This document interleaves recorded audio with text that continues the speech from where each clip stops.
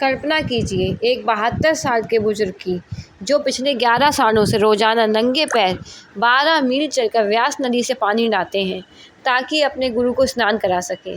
आंधी आई या तूफान, उनके कदम कभी नहीं डगमगाए। लोग उन्हें अम्र निथावे यानी बेसहारा अमर कहकर मजाक उड़ाते थे। लेकिन उसी 72 साल के वृद्ध सेवादार को जब गुरु अंगद देव जी ने गले लगाया तो वह सिखों के तीसरे गुरु बन गए।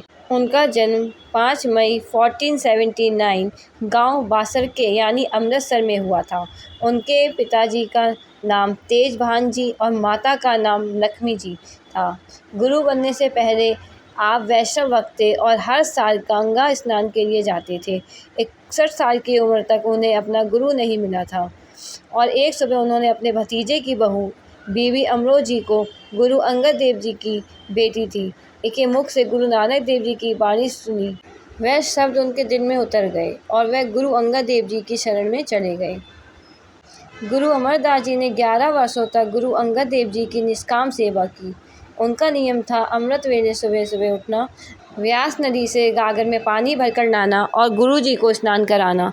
उम्र के ढलान पर भी उनकी निष्ठा ऐसे थी कि उन्होंने कभी गुरु जी की तरफ पीठ नहीं करी। एक रात भयंकर बारिश और आंधी चल रही थी।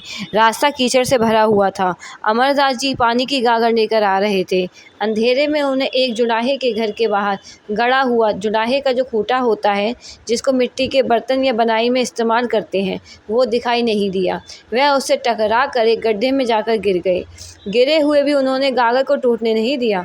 आवाज़ सुनकर जुलाहे की पत्नी जागी और चिढ़कर बोली, कौन है इस आधी रात को? जुलाहे ने कहा, वही होगा अमरा, बेसहारा अमर, जिसे ना दिन का पता होता है और ना ही रात का। जब गुरु अंगद देव जी को यह पता चला तो उन्होंने अमरदास जी को गले से लगा लिया और कहा, अमरदास बेसहारों का सहारा है और निर्बलों का बल है।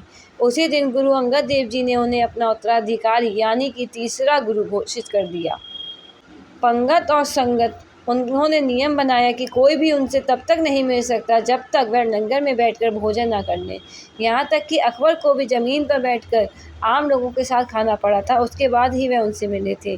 दूसरा, महिलाओं का उत्थान, उन्होंने सती प्रथा और पर्दा प्रथा का भी कड़ा विरोध किया। उन्होंने महिलाओं को धार्मिक प्रचारक बनाया। और फिर तीसरा, बावली साहिब का निर्माण कराना। गोइंदवाल साहिब में 84 सीढ़ियों वाला बावली बनवाई, जो जातिवाद को ख़त्म करने का भी प्रतीक है। चौथा, आनंद साहिब, उन्होंने आनंद साहिब की रचना की, जो आज भी सिखों के हर खुशी और दुख के अवसर पर पढ़ी जाती है। पाँचवा, शहर बसाना, उन्होंने गोइंदवाल साहिब शहर को सिख धर्म के एक प्रमुख केंद्र के रूप में भी विकसित किया। 95 वर्ष की आयु में ज्योति जोत समाने से पहले उन्होंने अपने दामाद भाई जेठा जी, जो गुरु रामदास जी थे, को उनकी सेवा और विनम्रता देखकर चौथा गुरु नियुक्त किया। गुरु अमरदास जी हमें सिखाते हैं कि सीखने और सेवा करने की कोई भी उम्र नहीं होती। Thank you.